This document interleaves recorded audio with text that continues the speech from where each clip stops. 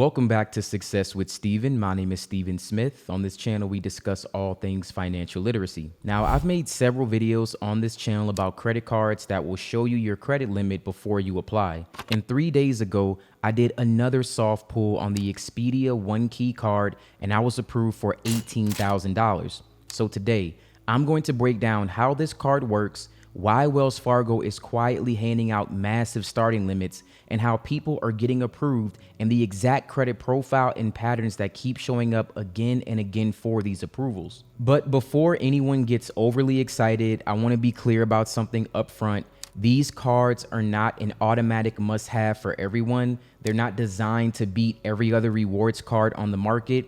But for a very specific type of person, someone who already is using Expedia and doesn't want to juggle like 5 or 6 cards just to book travel, then these cards could actually make a lot of sense. So without further ado, let's get right into the video. Before we talk about the credit cards themselves, we need to talk about the One Key loyalty program because everything else is going to revolve around this. Now, Expedia is a major online travel agency, which I'm sure all of you watching this video already know. They're part of the Expedia group, and that allows customers to book flights, hotels, rental cars, cruises, and vacation packages all through their website and their app. Expedia group brands will include Hotels.com, Expedia, vacation rental sites like Vrbo, and they all join forces for a program called One Key, which is Expedia Group's unified rewards program. So instead of you having to earn separate rewards from Expedia, Hotels.com, Vrbo, everything now is funneled into one system. Now, when you book through any of these platforms, you earn something called One Key Cash. One Key Cash is not points in the traditional sense, and it's not flexible cash back either. It's essentially a store credit that you earn when you book travel, and you can only redeem it towards future bookings on Expedia, Hotels.com, or Vrbo. So to be clear, you cannot transfer this to airlines, you cannot cash this out, you cannot use it outside of the Expedia ecosystem, and that limitation is important because it frames who these cards are actually built for. Now, these cards are not trying to compete with premium airline cards or transferable point programs. They're designed to lock in loyalty and rewards for people who already prefer booking travel through the Expedia platform. So let's start with the entry-level option, which is simply called the One Key card. Now, this version has no annual fee, and it's the one that most people will look at first. This card earns 3% back on One Key Cash on purchases made through Expedia, Hotels.com, and Vrbo, and that includes hotel stays, vacation rentals, and any other eligible booking. On top of that, you earn 3% back in One Key Cash at gas stations, grocery stores, and dining. Everything else earns 1.5% cash back, and again, that is in One Key Cash. And that detail really does matter because every single reward you earn on this card will be locked inside the Expedia ecosystem once again. Now, let's talk about the welcome bonus because this is one of the strongest parts about this card. Now, at the time of recording this video, because this has changed several times since this card has been out, new cardholders can earn $300 in One Key Cash after spending $1,000 within the first 3 months. That is a very easy bonus to hit, especially for a no annual fee card. $300 in travel credit with no annual fee is objectively solid. The only catch again is that you must use it on Expedia-owned platforms. Status and travel perks on the no annual fee card. In addition to the rewards, the One Key card also gives you automatic silver status in the One Key loyalty program. That status comes with a handful of perks depending on where and how you book. On Vrbo, booking silver status can earn you up to 5% back in One Key Cash. On select VIP properties through Expedia and Hotels.com, you can earn up to 6% back. You may also see discounts of up to 15% on certain properties, although these discounts are not universal and they depend on availability. On the benefit side, this card does surprisingly well for a no annual fee product. There are no foreign transaction fees, which is a must-have if you plan to travel internationally. You also get cell phone protection when you pay your cell phone bill with the card. Travel protections are included as well, like trip cancellation, trip interruption coverage. You also get primary auto rental collision damage waiver coverage. That's a big deal because primary coverage means you can file a claim through the card without involving your personal auto insurance first, as long as you pay for the rental with this card. Now, when you step back and look at this card as a whole, it's actually pretty straightforward. If you like booking travel through Expedia, Hotels.com, or Vrbo, then the One Key card gives you solid rewards. It also has no annual fee, and this card does exactly what it promises. You're not going to maximize every category. You're not going to beat specialized cashback reward cards or premium travel cards, but you also don't need to think that much about it. You earn decent rewards on everyday spending, you earn better rewards on Expedia bookings, and you don't have to juggle through multiple cards. So for someone who values simplicity over optimization, then this card may have real appeal. Now, let's talk about the second card, which is where things get a little more interesting. This card is called the One Key Plus card, and it comes with a $99 annual fee. Now, at first glance, the reward structures look very similar to the no annual fee version.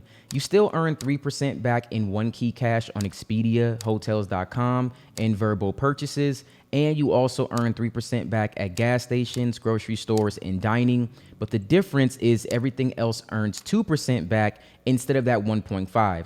And that may not sound dramatic, but it does add up over time, especially if this is a card that you plan to use heavily. The welcome bonus on the One Key Plus card is significantly larger as well. At the time of recording this video, because once again, these things tend to change, new card holders can earn $400 in One Key cash after you spend $3,000 in the first 3 months. That's still a very reasonable spending requirement for a much bigger payout. And on top of that, this card gives you $100 in One Key cash every year starting in your second year. So when you think about it, that effectively offsets the annual fee as long as you actually use the Expedia platform at least one time per year. In other words, if you already booked travel through Expedia, this card can pay for itself without much effort. The One Key Plus card also upgrades you to gold status in the One Key loyalty program.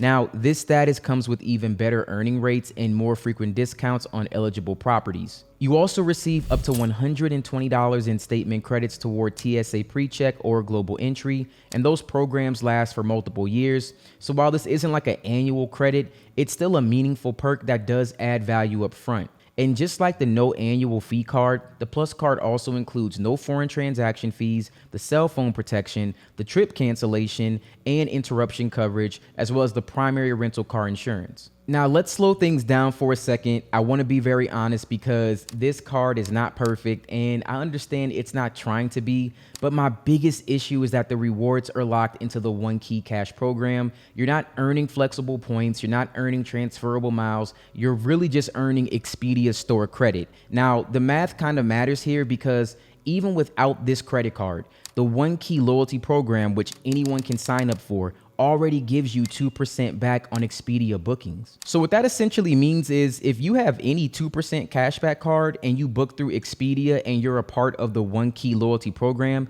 you already earn 4% total value, right? Because Expedia gives you 2% and then your actual 2% cashback card will give you 2%. With the One Key credit card, you actually only earn 3%. In some cases, you can earn more on select properties, but the baseline earning rate is actually lower than what you could achieve by just stacking a simple cashback credit card and also join this loyalty program. The same issue applies to everyday spending. 3% on gas, groceries, and dining is solid, but it's not market leading. There are no annual fee cards that do just as well or better in these same categories while giving you actual cash back instead of you just having a basic travel credit. These cards are issued by Wells Fargo, and Wells Fargo has a history of approving people for higher starting limits than many other banks, especially when the card is tied to a large co-branded partner. Now with this card, I'm consistently seeing pre-approved limits starting at $16,000 and going all the way up to around $30,000 with no income or documentation required. These approvals are happening through soft pull pre-qualification checks, which means you can see the offer without taking a hit to your credit score. Now, for people who care about utilization, credit profile growth, and having access to a high limit credit card without jumping through hoops, then that alone is a major selling point of this credit card. Now, let's go over some data points. This is again a soft pull credit card and it will be checking your Experian credit profile. So that's the one good thing. Even if you're not approved, there is no hard inquiry. If your FICO score is 720 or higher, your utilization is less than 10% overall on each credit card that you have. Some people ask me that. They ask me, does my utilization overall have to be below 10%? It has to be below 10% on every single individual credit card as well. So just keep that in mind. And you already have high limit credit cards. Now, it doesn't have to be the highest, but I would say at least have a couple cards that are around $7,000 to $8,000. You also want to manage those cards responsibly. Then the data would suggest you are in an excellent position to be approved for this card with a higher limit. You also don't need to have a relationship with Wells Fargo to get approved for this card. I'm sure it would help, but again, it's not a requirement. Now, I want to be very straightforward. I don't think this card is for everyone, and you don't necessarily have to use this card as your primary spending card. If you just want a high limit credit card with no foreign transaction fees, with some strong travel protections, then this can be incredibly useful from a credit strategy standpoint. A higher total available credit limit will lower your utilization ratio. It also will improve your credit score, again, if you have a credit card with a higher limit, and it can make future approvals easier because banks like to see that you can handle high limits and that you're using them responsibly. It makes you appear to be a low risk borrower. So for someone who's rebuilding credit or for someone who's strategically growing their profile, a card like this can play a supporting role, even if it's not your daily driver. I want to thank you guys so much for watching this video. If you're someone who loves maximizing every category, transferring points, and squeezing out every last ounce of value, then these cards are probably not for you.